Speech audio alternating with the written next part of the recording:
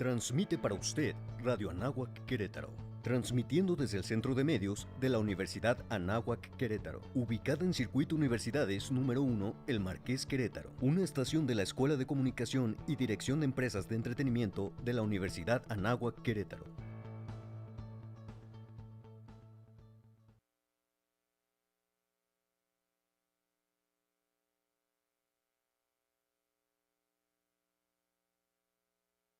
Radio Anáhuac Querétaro. Amplía tus sentidos.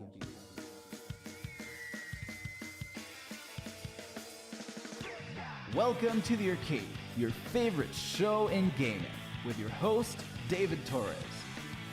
Sit back and enjoy the show. All your favorite games are here at the Arcade.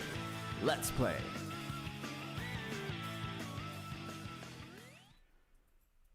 And hello everybody, it's me, David Torres, here on the Arcade, Radio Anáhuac Querétaro, on the first episode of Season 2 of this show. I am really excited to be back. We took a break, we took a vacation, and it's finally great to be back here talking about video games, just having a wonderful time. I hope that everybody who's tuning in today is having also a pretty fantastic day. 5:30 o'clock, good evening actually at this point. And well, today we have a pretty cool show planned right ahead of us. So basically today, I'm going to be talking about something that I wanted to talk for the very first episode of the show. I guess it works out that it's the first episode of Season 2 because really, I mean, Season 1 was technically only like 3 episodes, so like, does it even count as a season? But like, yeah, today we're going to be a little bit meta, and honestly, this is, again, why I'm happy to have this as the first episode of a new season. Today we're talking about video games, which you might think, yeah, that's kind of what the show is about, but no, the topic today is video games themselves. Not anything too specific, just video games in general, because I feel like it's important to talk about video games as a whole and then start talking about the more minute details or the more specifics, the specific genres or franchises or things of that sort. So I think it is important to start off with just talking about video games generally. Today, for Insert Coin, we are going to be talking about really kind of like a general overview. I mean, I guess that's what Insert Coin has always been. But yeah, just what are video games, a little bit of gaming history, some of the most iconic video games, all that good stuff. Then moving on, in virtual reality, we're going to be talking about the social and cultural impact of video games, because there's been a lot of really cool things that have been studied that video games actually like are really good for us as individuals and also as a society. So we're going to be talking about that. Then in experience points, I mean, we were talking about why video games are art, because they are. And then closing off, we're going to go into patch notes with some news, and we have some big news this week. So I hope that you enjoy the show, and let's go right into Insert Coin. Ready to play? Insert Coin. Alright, so in Insert Coin, video games. What are video games? Really, video games, it's kind of interesting to see just how far video games as a form of media have come. When we think of like the very first video games, how it was something super simple, like either text-based video games, which I mean are still alive and well, though obviously not the most popular form of video games, to just simply stuff like Pong and those very simplistic, like, you move this platform around or you do these very simple tasks to... It's really interesting considering where they came from and how far they've come to the point where we now have social media people wanting to make entire social environments in really what is the infrastructure of video games. I mean, if we think about just to name drop, because obviously it's kind of clear what I'm talking about. Like, the metaverse, when I first heard of the metaverse, I was like, yeah, this is Ready Player One. Which is, yeah, literally, like, it is Ready Player One. I mean, hopefully it's not going to be as, like, brutal or as, disparate, but, I mean, I personally don't have that much faith on it. However, that is definitely a topic for another day. It is interesting, however, though, that, like, now, we can have all these communities, we can have all this connectivity, and let alone simply from what you can do with video games, like, they've functioned a lot as ways for people to connect, especially within the last couple of years with the pandemic. They've definitely served as a way for people to connect in ways that we couldn't have in any other way. And for one, that is a really cool thing that video games can do. But, like, just thinking, I mean, then to, like, the graphic achievement that, like, some of these video games have been able to make, like, basically photorealism in some cases. And, it's very interesting how, like, a lot of technology that we have nowadays, in a lot of ways, it came through because of video games. And, I mean, I'll be going a lot more in depth into that in virtual reality. But for now, like, I mean, let's just talk about some of the most iconic video games that there are, right? Like, the cool thing, too, is that video games is not like just, like any other form of media. There's a lot of different genres, and there's a lot of different things for a lot of different people. Like, if something like a shooter is not your deal, something like a simulator game might be a lot more up your alley. So really, video games have a lot of different things, and basically I have like 5 video games in particular right now that I kind of want to talk about briefly before moving on to our next segment, because it is interesting how, like, basically all the games that I'm about to mention are pretty iconic.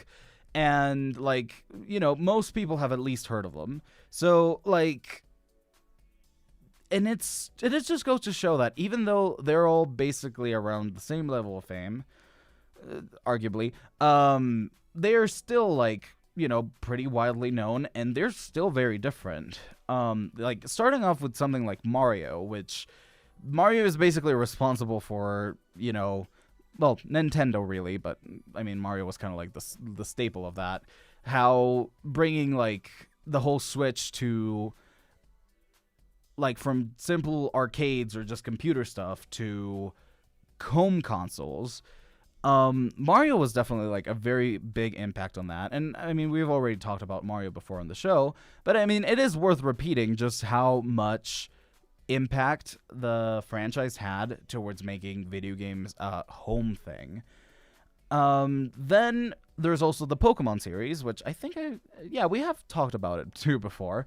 And as far as that goes, it does bring, like, a different level of connectivity. I mean, when we did talk about it on the show, what we talked about was, like, a lot of the things that it proposes are, like, this connectivity and this level of, it's not just playing by yourself, but it's, like, interacting with other people that have the game. Aside from that, then, there's Tetris, which is one of the most iconic games. I mean, not to spoil too much, but we are going to be listening to some Tetris music here in a moment. It is really interesting to see kind of how it's, in a way, a lot of the precursor to modern mobile games from the standpoint of, you have a game that it's a very simple concept that you can play over and over again, and it's very casual at the end of the day. But I mean, there's also people that can get kind of crazy with Tetris. I have seen some crazy, insane, good Tetris players in my day, and I'm a little bit jealous, I will say. Then there's obviously stuff like Minecraft. I mean, it is the highest grossing video game ever. And, I mean, for good reason. Like, it is a very strong game that really, I feel like it is definitely responsible for kind of expanding a lot of what people consider video games to be, it really brought, like, it was one of the first games to really bring in this aspect of, like, you can do literally anything that you want within a video game. And again, there's people that have done some crazy stuff within Minecraft, be it from adventure worlds where you follow a set story, to people have actually made, like, working computers within Minecraft. It is really interesting to see just how wild the reaches of a video game can get.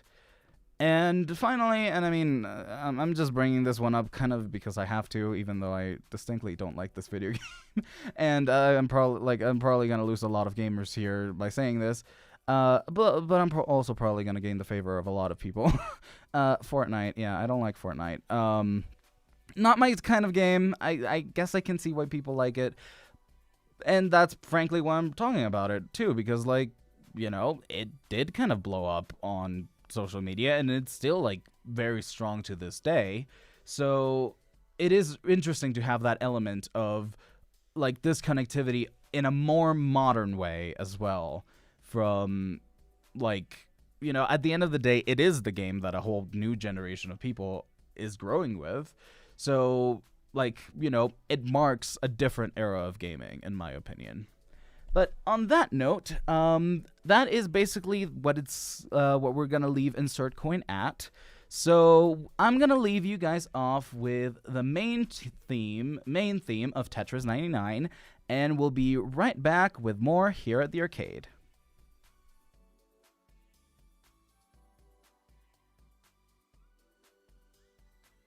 All your favorite games are here at the arcade.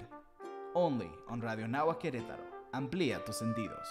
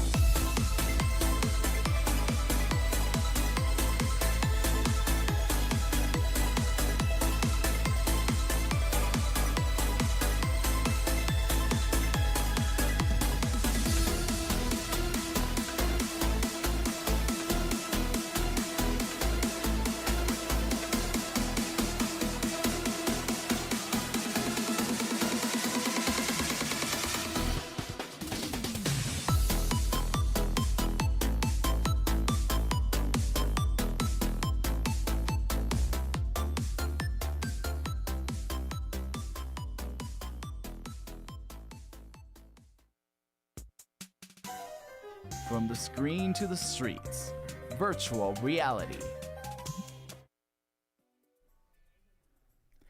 And we are back here on the arcade on Radio Nahua Querétaro. I am David Torres, your host, and today on this very meta episode, we are talking about video games. Video games in general, good stuff. So here on virtual reality, we're going to be talking about the cultural impact, well, social and cultural impact of video games. Because really, it is kind of interesting to see, like, at this point, I can't really imagine things like the internet, for example, existing without video games being a significant part of it. I mean, a lot of YouTube, for example, it's video game related stuff. A lot of memes that we encounter in our culture nowadays have some sort of relationship to video games. And it's really interesting to think just how much they've permeated into the social consciousness, that even a lot of people that don't play video games will probably be able to tell you at least a thing or two about a couple video games.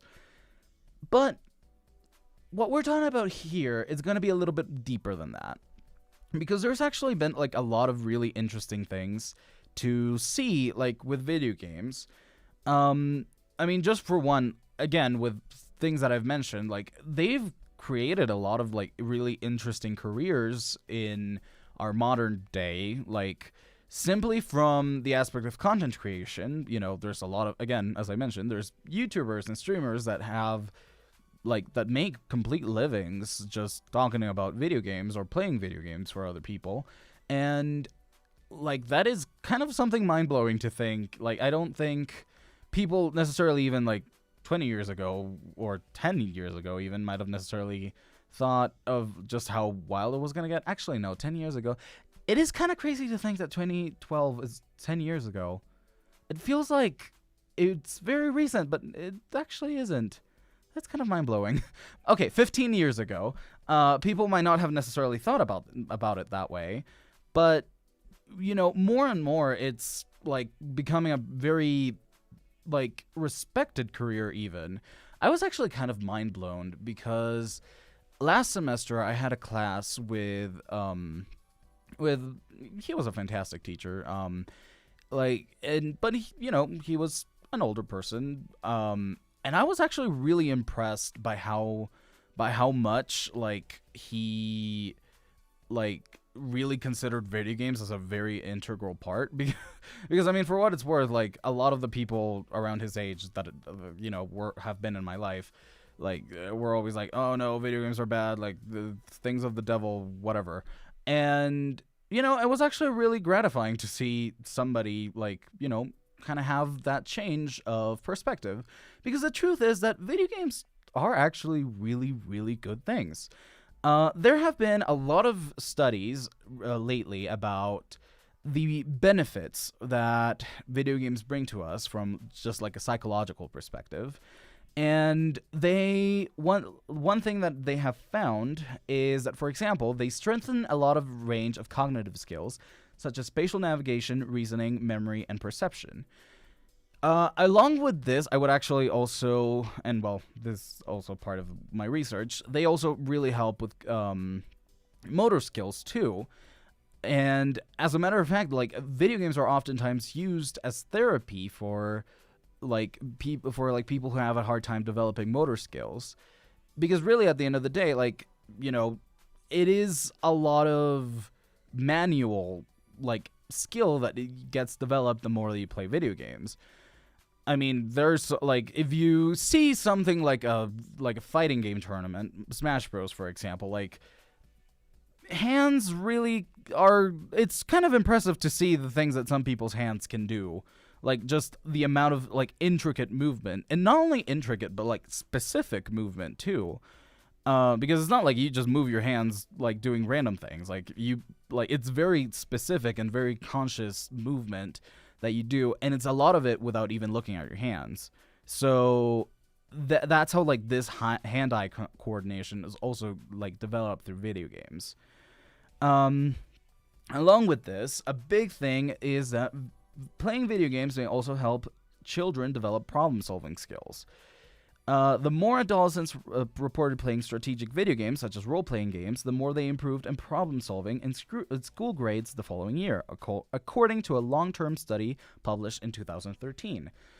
And again, this is actually something that I found really pleasing, because a lot of the times it is true. You kind of have to do very quick in the moment decisions within video games.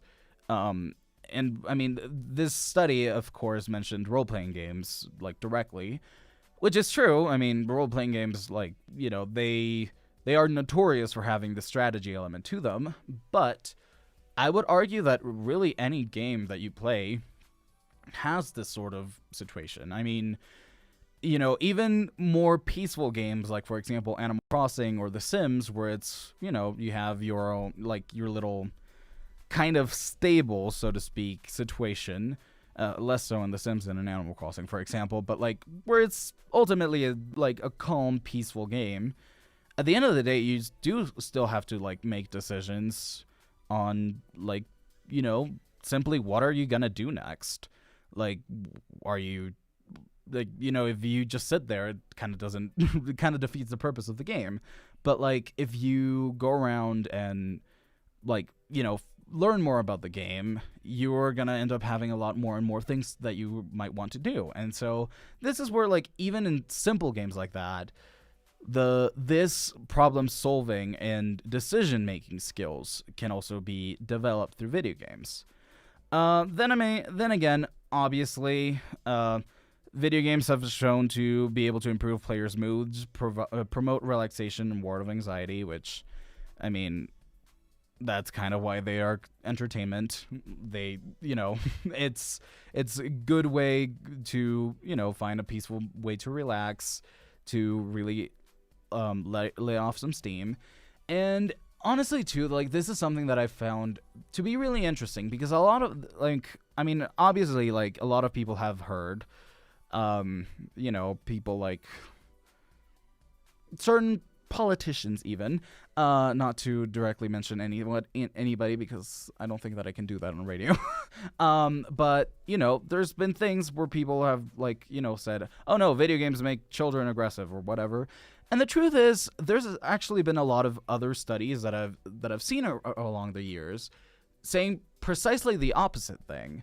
There's actually, for example, one of my favorite YouTubers, Matt Pat, in the Game Theorist channel, he actually made a very interesting research about the correlation between aggressive behavior and personalities and the playing of more aggressive video games.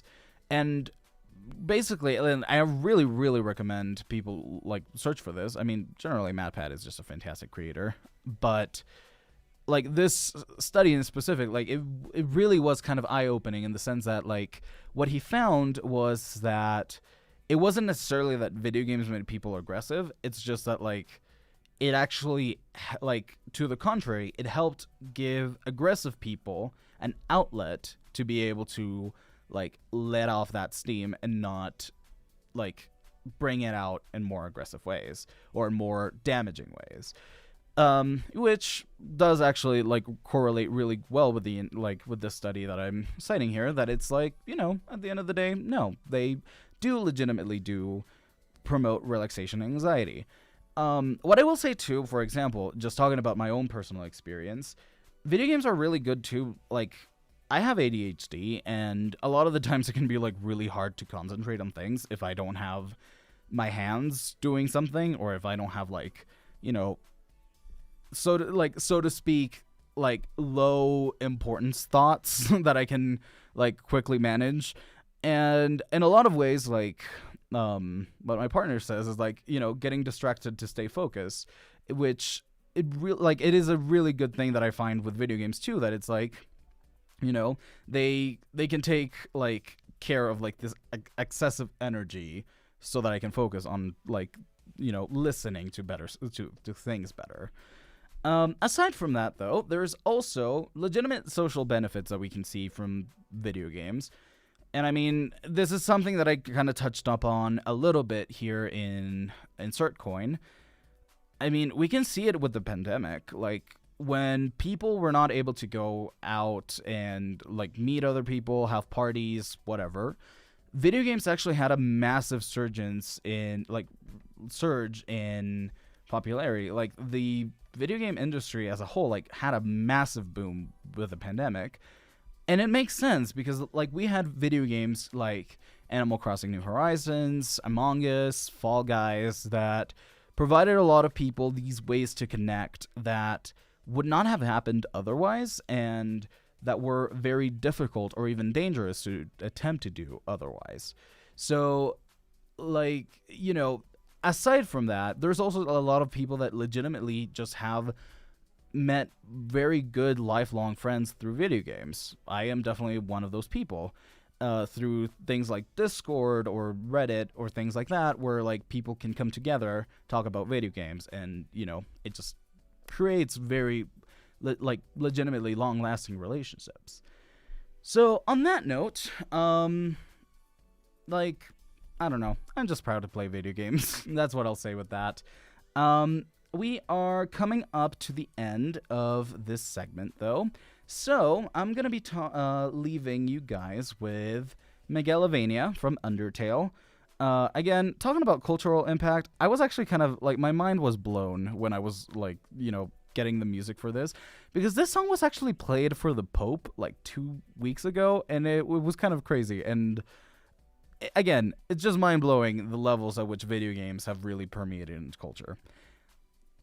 Without any further ado, though, we're going to go off to this song, and we'll be right back here in the arcade with more video games. All your favorite games are here at the arcade. Only on Radio Nahuatl Querétaro. Amplía tus sentidos.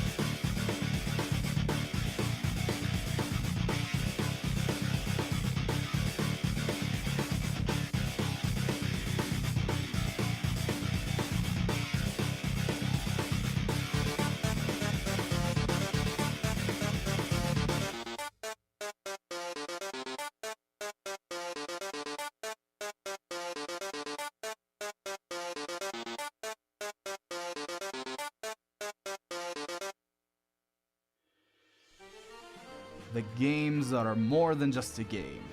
Experience points. And we are back here on the arcade on Radio Nahuatl Querétaro. I am your host, David Torres. and we're here talking about more video games.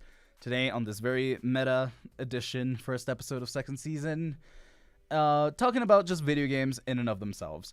So, moving on to experience points. This is actually going to be something that I'm very passionate about. Video games are art. Like, straight up, I 200% believe that video games are art. Now, that being said, are all video games art? No. Are all movies art? No. Are all books art? Are all songs art? No. But video games are an art form. I will die on this hill, and I have things to back that up. So, just thinking about it from, like, a basic perspective, or, like, just trying to break up what, like, this discussion is. What is art? Like, there's a lot of definitions and people that go around, saying, oh, this is art, this is not art, this is art, whatever. I personally am not that much of a snob when it comes to art, because I legitimately think, like, the fact that you don't like something, or the fact that you don't necessarily find so much meaning in something, it doesn't mean that it's not art, or it doesn't mean that it's not going to be valuable to somebody else. So what I've personally defined as my definition of art is that art is any manifestation of the creator at its time of, creation, that lasts or that transcends. Basically, to break it down a little bit, art for me is something that depends on, being created, something that a person does, something that a person puts out into the world, and B, something that people will remember. Because, and granted, too, like, this goes into a little bit of a deeper philosophical point of, like, if you remember it, does it exist? Kind of thing. So, if going by that thing, it's like, if you don't remember that it exists, then, or if you don't remember it, then it doesn't exist in your mind, and if it doesn't exist, then it cannot be art. But if it made enough of an impression on you for you to be able to remember it, and for you to be able to, like, muster up the image or the thought or the memory without, having the actual product in front of you, like, be whatever it is, then yeah, it is art.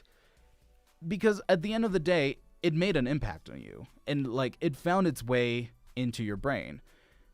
So therefore, it is something that is valuable.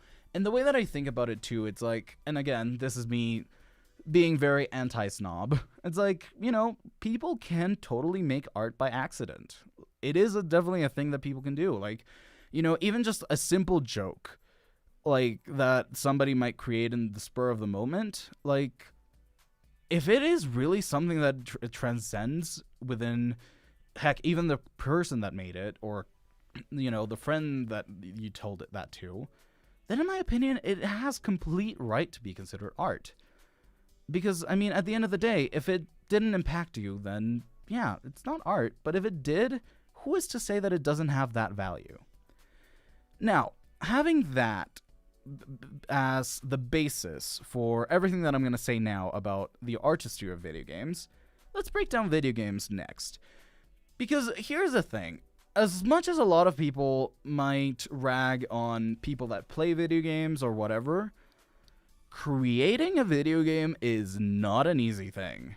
Let me tell you. Like, creating video games, there's a lot more than goes into it than might be readily apparent. Thank you, David. Yeah, there's a lot more that might be readily apparent. Just from the simple basic technical things, there's coding that goes into it. There's files that you need to create for it. There's obviously the whole, like, process of production and everything. But then if you think about it too, there's a lot of other things that go into video games. Every video game, like, I guess unless it's a text-based video game, but heck, even those have some level of design. From the characters to the worlds to the story, there is a lot of different artistic elements that, like, for a person to create a video game, like, they all go into it.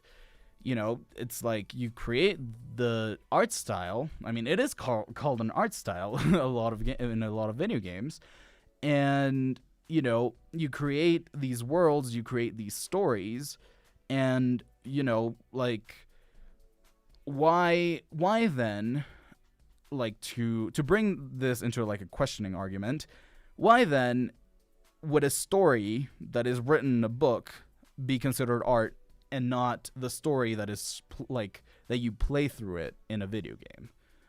Because at the end of the day, it is a story. It is, like, telling you something.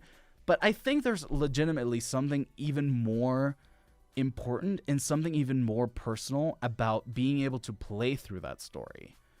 Because at the end of the day, that is the immersion that video games bring you into.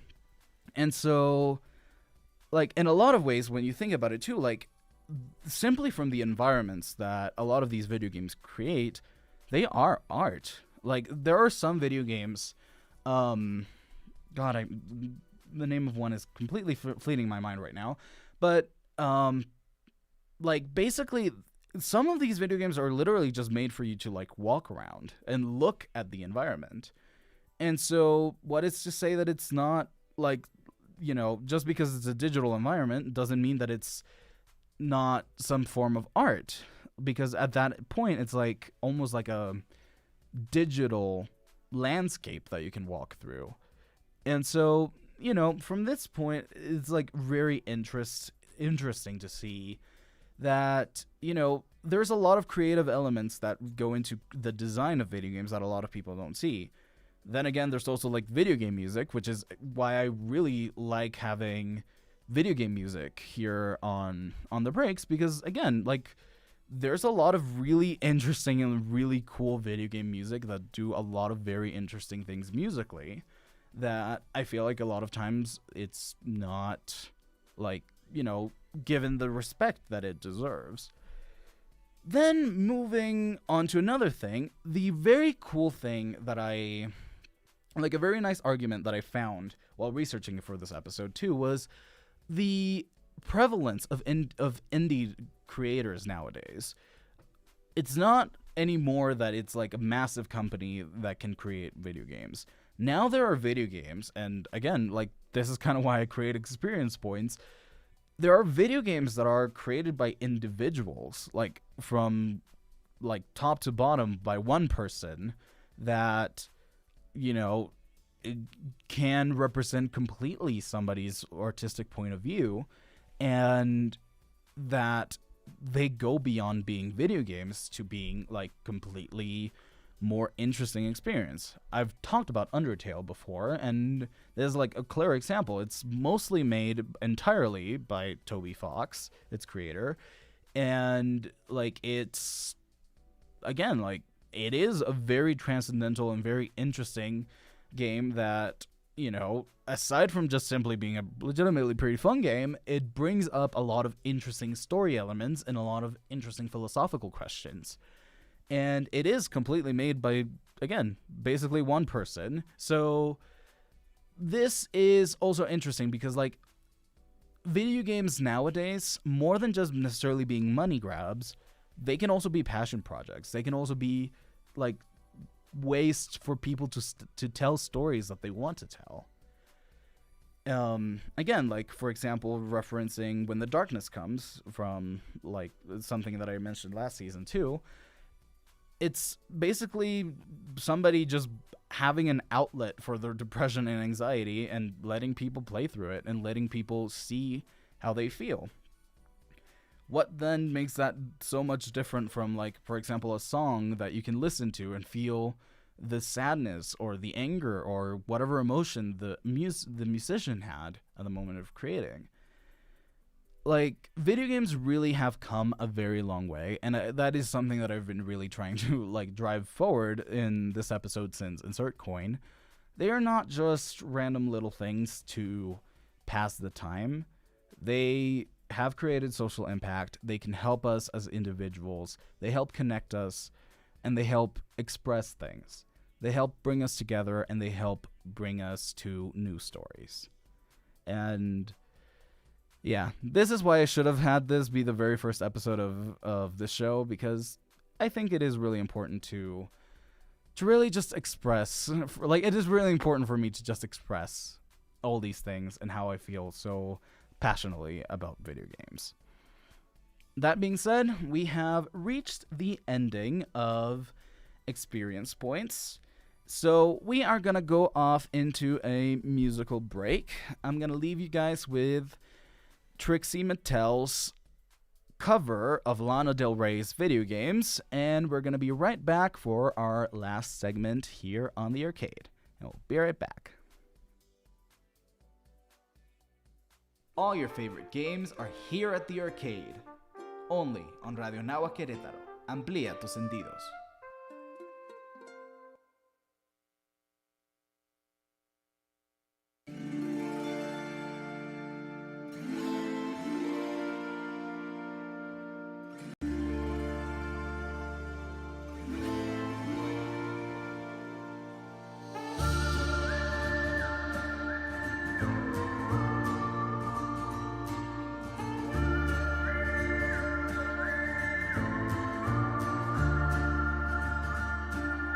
Swinging in the backyard, pull up in your fast car, whistling my name. Open up a beer, say get over here and play a video game. I'm in his favorite sundress, watching me get undressed, take the body downtown. And I say you're the bestest, leaning for a big kiss, put your favorite perfume on, go play a video game. It's you, it's all for you. Everything I do, tell you all the time. Heaven is a place on earth with you. Tell me all the things you wanna do. And I heard that you like the bad girls, honey. Is that true? It's better than I ever even knew. They say that the world was built for two. Only worth living if somebody is loving you. But baby, now you do.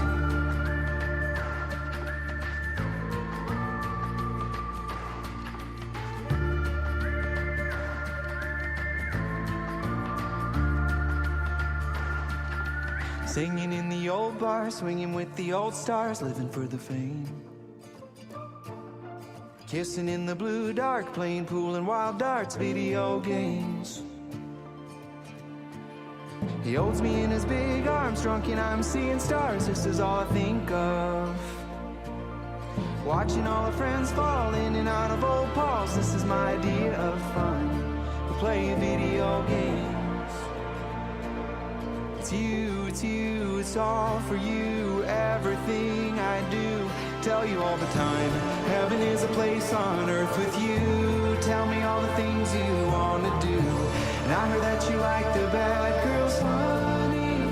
Is that true? It's better than I ever even knew. They say that the world was built for two. Only worth living if somebody is loving you. But baby, now you do. But baby, now you do.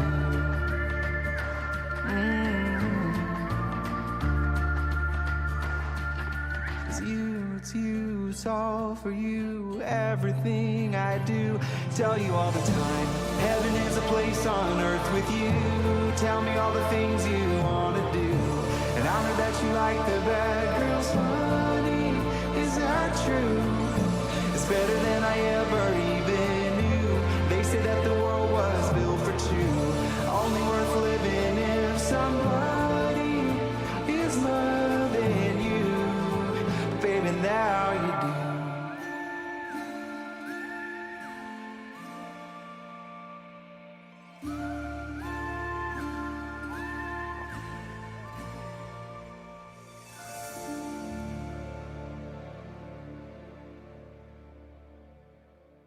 All your favorite games are here at the arcade. Only on Radio Nahua Querétaro. Amplía tus sentidos.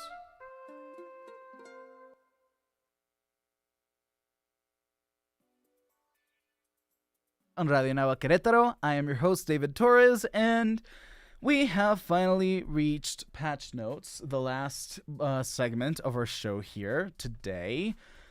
And I don't know, I've been really enjoying the show. I've I've been having a grand old time. I hope that you guys have been too. And, well, now it's come time to talk about news. So apparently it seems that the trend of having the first news of the episode be about Blizzard, it's apparently going to be a trend that continues onto this season because, well, we have kind of a really interesting bit of news that happened last week. For $68.7 billion, it is actually the largest sale in the history of the video game industry. Microsoft bought Activision Blizzard. That is kind of crazy. It is something that legitimately has taken me by surprise, I must say. It is interesting to think. I mean, obviously, we are kind of coming into an era where